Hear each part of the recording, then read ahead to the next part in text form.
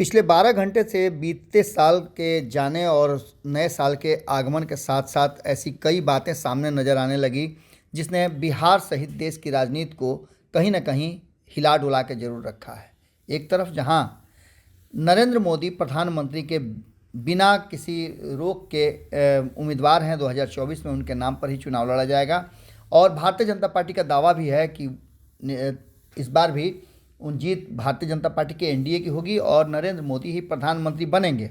लेकिन उधर दूसरे तरफ नरेंद्र मोदी और भारतीय जनता पार्टी के साथ लंबे समय से सत्ता के में जुड़े रहने के बाद भी तेजस्वी यादव के साथ आए नीतीश कुमार अब एक बार फिर से ये बात कह चुके हैं कि वो प्रधानमंत्री के उम्मीदवार नहीं हैं। लेकिन इन सब के बावजूद जो बयान नीतीश कुमार ने दिया है वो बयान कहीं ना कहीं बहुत सारी बातों को जन्म देता है।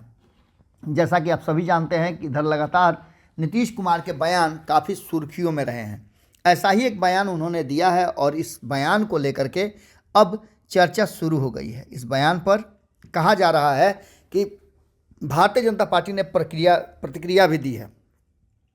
इस बयान के साथ साथ हम आपको बता दें कि नए साल के पहले ही दिन एक झटके में नरेंद्र मोदी को औकात में लाने की बात कही है नीतीश कुमार ने। नीतीश कुमार का पीएम मोदी पर बड़ा हमला है, आरएसएस पर भी उन्होंने अपनी बात रखी है और भड़क गए हैं। नए साल के जश्न के बीच सियासी बयान का लगातार सिलसिला अब जारी हो गया है। जिस तरह से नीतीश कुमार ने बयान दिया है उसके बाद से लगातार भारतीय जनता पार्टी की तरफ से भी रिएक्शन आ रहे हैं। बिहार के मुख्यमंत्री नीतीश कुमार ने अचानक प्रधानमंत्री नरेंद्र मोदी पर बड़ा हमला करते हुए सबको चौंका दिया है। अब तक जैसा कि आप सभी जानते हैं कि नरेंद्र मोदी पर सीधा हमला करने से नीतीश कुमार बचते रहे हैं। यही कारण है कि दोनों के बीच में आने और जाने का रास्ता जो है वो बना रहा है। इन सारी बातों को लेकर के उन्होंने डायरेक्ट नरेंद्र मोदी पर हमला करते हुए कहा है कि वो जो बातें कहते हैं उसके पीछे की कोई सच्चाई नहीं होती है।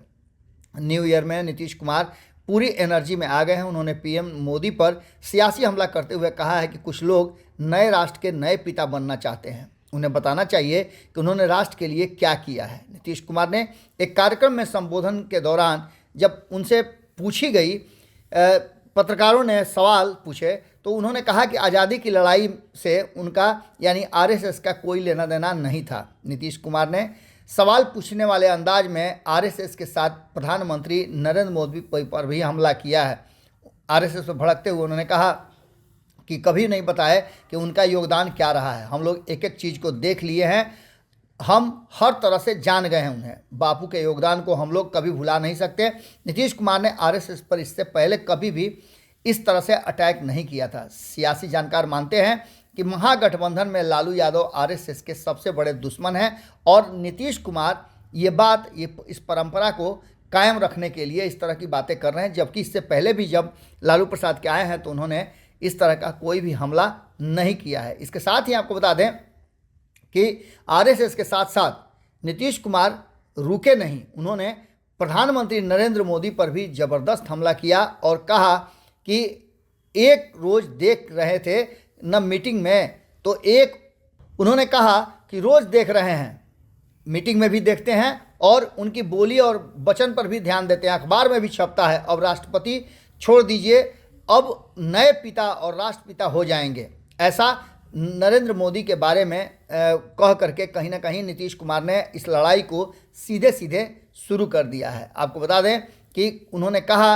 कि किसी काम के नहीं है, जो भी वादा किए हैं वो पूरा नहीं किए हैं। हालांकि इन सब के बाद लगातार अब हमला भारतीय जनता पार्टी की तरफ से भी हो रहा है और भारतीय जनता पार्टी इस हमले को अब नए तरीके से ले रही है। उसका कहना है कि पिछले 17 साल से नीतीश कुमार ही मुखिया हैं और उन्होंने बिहार को बहुत पीछे ढकेल दिया है। इन सारी बातों को लेकर के जब से कांग्रेस ने ये घोषणा किया है कि राहुल गांधी ही प्रधानमंत्री के कैंडिडेट होंगे और कांग्रेस जो है वो उनको ही अपना नेता मानती है, इसमें किसी का कोई स्थान नहीं है, तो उसके बाद से नीतीश कुमार के आवाज़ और उनके बयानों में तल्खी देखने को मिल रही है।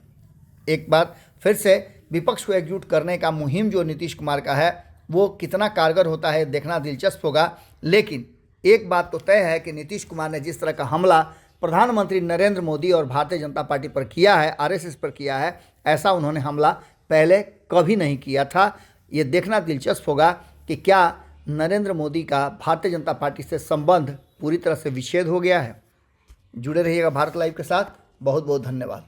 अगर ये वीडियो पसंद आई और वह बिहार के राजनीति और बिहारियत से सरोकार रखेनी तो सब्सक्राइब बटन दबा के चैनल के सब्सक्राइब कर ली। ओजे एगो घंटी बा, ओकरा बटन दबा देला से कुल सटीक और मारक खबर रुआ मुफ्त में मिल जाई। अगर रुआ पत्रकारिता के हमनी के नया प्रयोग में सहयोग कर चाहतानी तो ज्वाइन बटन दबा दी। पेटीएम नंबर नोट कर ली 9386816700। धन्यवाद।